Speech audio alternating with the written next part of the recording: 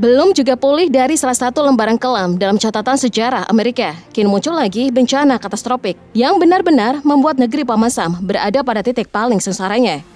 Di tengah bekas-bekas keganasan si Jago Merah yang menghanguskan California, kini giliran Detroit, kota terbesar di Michigan, hampir 3.000 km jauhnya dari California, harus beradaptasi dengan kedinginan ekstrem berkat banjir yang tidak biasa.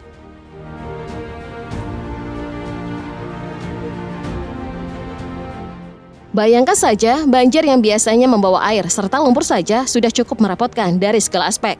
Yang satu ini, banjir dan lumpur yang terbawa tiba-tiba membeku. Iya, ini jelas merupakan anomali yang mungkin tidak setiap saat kita temui, seperti dilaporkan oleh AP News. Penyebabnya adalah pecahnya sebuah pipa baja yang telah berusia hampir 1 abad. Pipa ini berfungsi sebagai jalur utama distribusi air ke permukiman warga dan berbagai gedung. Akibat kejadian ini, lebih dari 90 orang harus dievakuasi. Tim penyelamat dikerahkan untuk mengevakuasi warga menggunakan perahu karet, sementara sebagian lainnya berusaha mencari tempat aman dengan alat seadanya, termasuk ember konstruksi. Banjir ini semakin parah setelah suhu turun drastis hingga -21 derajat Celcius, menyebabkan air yang menggenang membeku dan menjadikan jalanan seolah-olah berubah menjadi lapisan es berbahaya. Kejadian ini menciptakan pemandangan yang belum pernah terjadi sebelumnya di Detroit.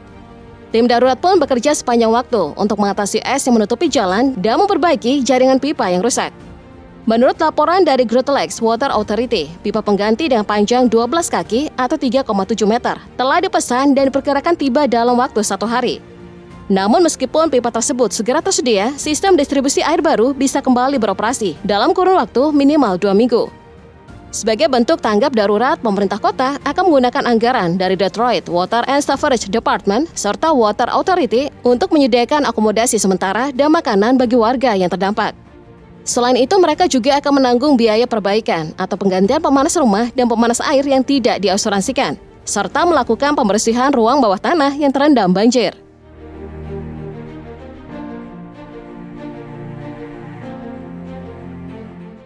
Di California Selatan, banyak warga harus meninggalkan rumah mereka untuk kedua kalinya dalam setahun. Kali ini bukan karena api, melainkan hujan lebat dan badai terkuat musim ini, yang mencapai puncaknya pada 13 dan 14 Februari. Badai menerjang daerah pesisir dan lembah, termasuk cekungan Los Angeles yang diguyur hujan hingga 70 mm. Sementara kawasan pegunungan mencatat curah hujan hingga 150 mm. Pemerintah segera mengeluarkan peringatan evakuasi, terutama bagi mereka yang tinggal di daerah bekas kebakaran, karena resiko longsor meningkat drastis. Sebagai langkah antisipasi, sejumlah tindakan darurat dilakukan, termasuk pembersihan puing-puing, pemasangan penghalang beton, serta penempatan karung pasir di zona rawan untuk mengurangi dampak banjir dan longsor.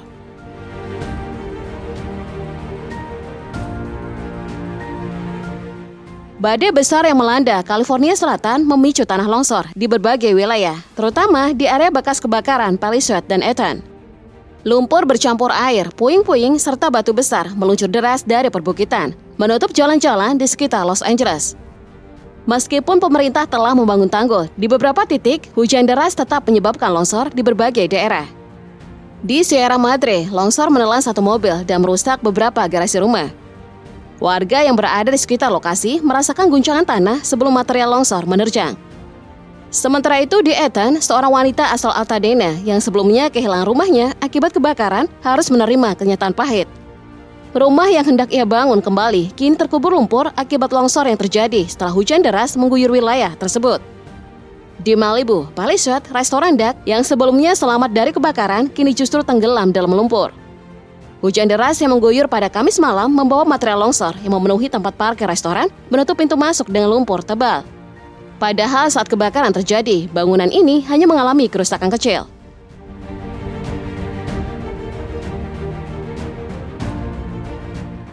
Pasca badai banjir bercampur lumpur memperburuk kondisi di Los Angeles. Wilayah yang sebelumnya dilalap api kini berubah menjadi lautan lumpur dan puing-puing. Tak hanya restoran Duck yang terdampak, rumah-rumah yang selamat dari kebakaran kini menghadapi ancaman baru. Pacific Coast Highway hampir tidak bisa dilewati, lumpur menutup sebagian besar akses. Di tengah kekacauan, sebuah kendaraan dinas pemadam kebakaran Los Angeles terseret arus dan jatuh ke laut dengan seorang petugas di dalamnya.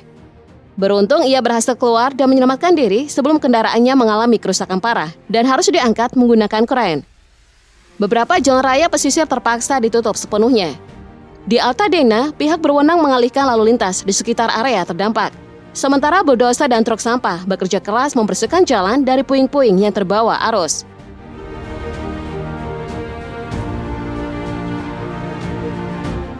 Di Oxnard, saat hujan badai melanda pada Kamis 13 Februari, sebuah tornado dengan kecepatan 120 hingga 145 km per jam muncul secara tiba-tiba.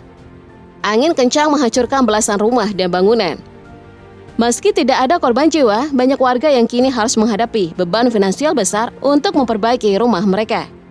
Mayoritas dari mereka adalah pekerja biasa yang tidak memiliki asuransi rumah, membuat situasi semakin sulit.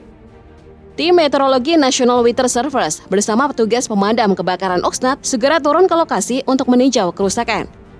Mereka bekerja keras menyingkirkan puing-puing yang menempel di atap rumah dan memastikan keselamatan warga. Menurut para ahli, tornado sangat jarang terjadi di California Selatan, menjadikannya peristiwa langka. Sebelumnya pada tahun 2023 memang pernah dilaporkan 4 tornado, tetapi semuanya berintensitas rendah dan tidak menimbulkan kerusakan berarti.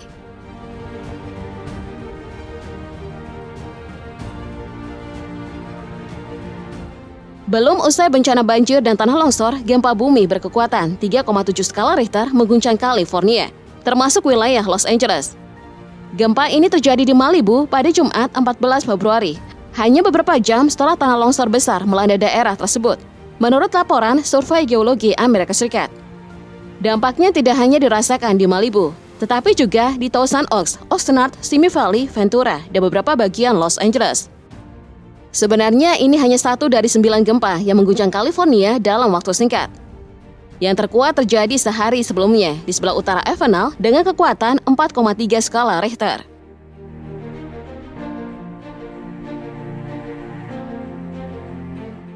Belum selesai dengan bencana sebelumnya, California kini menghadapi ancaman badai salju. Wilayah timur Amerika Serikat baru saja dihantam badai musim dingin, menyebabkan lebih dari 1.000 penerbangan masuk dan keluar bandara dibatalkan. Di California, situasi bisa lebih buruk dengan vegetasi hutan yang rusak akibat kebakaran. Dengan vegetasi hutan yang rusak akibat kebakaran, kemampuan alami untuk menahan salju semakin berkurang, meningkatkan resiko longsor es dan gangguan cuaca ekstrem.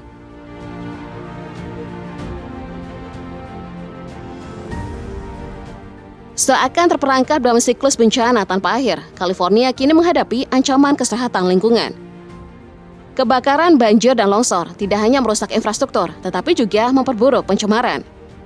Di kawasan perkotaan, limpasan air hujan membawa polutan beracun ke laut, mengancam ekosistem pesisir dan industri perikanan. Dengan garis pantai yang menjadi salah satu wilayah dengan keanekaragaman hayati tertinggi di dunia, sedimen, abu, serta bahan kimia dari area yang terbakar mengalir ke perairan, menyebabkan kerusakan langsung pada ekosistem laut. Tak hanya itu, kebakaran juga melepaskan puing-puing beracun, termasuk material bangunan yang terbakar dan plastik rumah tangga yang terurai menjadi mikroplastik berbahaya. Partikel ini terakumulasi dalam rantai makanan, membahayakan satwa liar dan kesehatan manusia. Dari kebakaran hingga gempa, dari banjir hingga badai salju, California kini berhadapan dengan tantangan besar yang semakin mengancam keberlangsungan lingkungannya.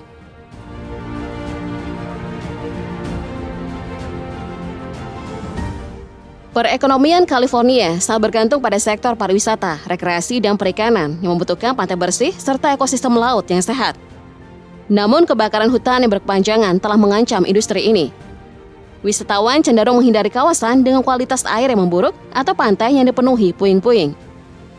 Jika pencemaran terus terjadi, keanekaragaman hayati bisa rusak, menyebabkan gangguan ekosistem yang bertahan selama bertahun-tahun. Namun dampak terbesarnya belum terasa sepenuhnya.